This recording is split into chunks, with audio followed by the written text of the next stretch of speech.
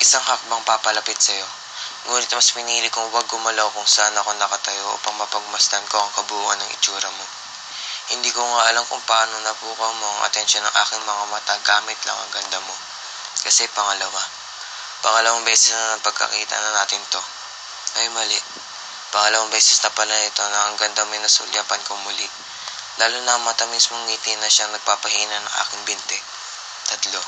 Sing lakas ng buhos ang ulan ng pagkadagundog ng aking nararamdaman nang ika'y muling nasulyapan sa ilalim ng ulan ng isang romantikong paraan. Maswerteng hindi umabot ang kabang nararamdaman kahit sa paanan mo man lang. Dahil 4, hindi ko na maintindihan ang nararamdaman. 5, natutuliro, nalilito, nahihilo.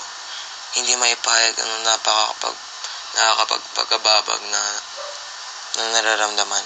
6, tama nga bang ihayag ko ang damdamin kong ito na hindi naman alam kung ito ba yung pauunlakan mo?